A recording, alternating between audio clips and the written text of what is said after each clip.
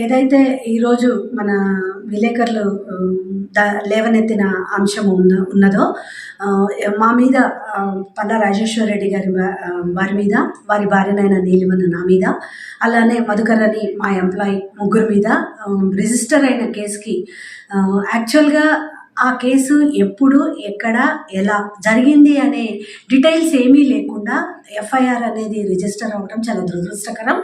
ఆ రాధిక అనే వ్యక్తిని కానీ, వారి husband Siddheshwar or someone his name is వారిని కానీ మేము ఎప్పుడు కలవటం కానీ, చూడటం కానీ, వారితో మాట్లాడటం కానీ అసలు మా నుంచి కానీ, మా వైపు నుంచి కానీ ఎవరం కూడా లేదు. నేను గత 2011 నుంచి నేను అనురాగ్ యూనివర్సిటీలో ఇన్వాల్వ్ రావటం జరిగింది. 2015 నుంచి ఎప్పుడైతే రాజేశ్వర్ రెడ్డి గారు పాలిటిక్స్లోకి ఎమ్మెల్సీగా ఎన్నికయ్యారో అప్పటి నుంచి ఫుల్ టైమ్గా మేనేజింగ్ ట్రస్టీగా ఉండి సిఈఓగా నేనైతే విధులు నిర్వర్తిస్తున్నాను.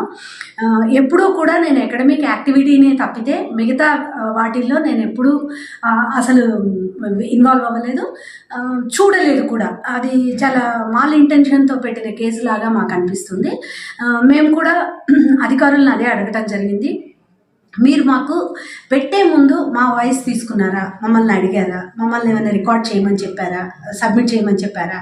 ఏమీ జరగకుండా how they will record the FIR అనేది మేము అడిగాము. అది చాలా అంటే ఈ గవర్నమెంట్లో ఈ విధంగా కూడా చేస్తారనేది మాకు కొత్తగా అనుభవంలోకి వచ్చింది.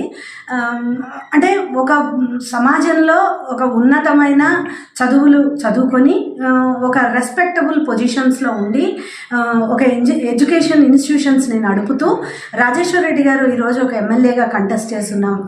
మాలాంటి వ్యక్తుల మీద ఇటువంటి ఆరోపణలు అంటే ఫాల్స్ ఎలిగేషన్స్ని తీసుకొచ్చి దాన్ని మీడియాలో బయట సర్క్యులేట్ చేయటం అనేది చాలా దురదృష్టకరం.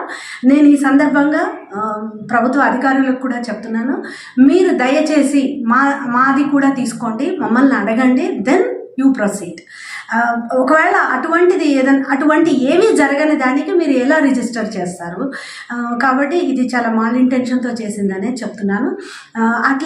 అటువంటి వ్యక్తులను కూడా మేము చూడలేదు లాస్ట్ 6 monthsలో కానీ, లాస్ట్ 15 yearsలో కానీ. కాబట్టి ఇది ఖచ్చితంగా వేరే ఉద్దేశంతో చేసిందనే అర్థమవుతుంది. ఈరోజు ఒకవేళ నిజంగా అటువంటిది ఏదన్నా వాళ్ళు ఉందని నమ్మితే they can go, it is an civil matter. Civil కోర్ట్స్కి వెళ్ళొచ్చు, వారు కోర్టులో నిజంగా వాళ్ళు ఫైట్ చేయొచ్చు. కాబట్టి ఖచ్చితంగా మేము చాలా గట్టిగా బలంగా నమ్ముతున్నాం, చట్టం తన పని తను చేస్తుంది, న్యాయం గెలుస్తుంది. మా తరఫున ఖచ్చితంగా వీఆర్ ద విన్నర్స్. ఇప్పుడు మెడికల్ కాలేజ్ పార్కింగ్ ఏరియాలో ఉన్న 795 సర్వే నెంబర్లో చాలామంది ప్లాట్లు మీరు బలవంతంగా తీసుకున్నారని ఆరోపణలు ఉన్నాయి మేడం.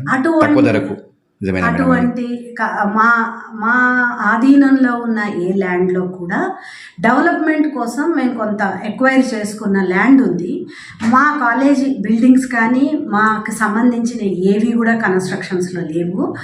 మేము ఏది కట్టినా, ఏ ల్యాండ్ ఏది కట్టినా కూడా చాలా ప్రాపర్గా with HMDA permissions, whatever are required to construct a building, ఆ పర్మిషన్స్ అన్నీ తీసుకొనే మేము బిల్డింగ్స్ కట్టుకోవడం జరిగింది.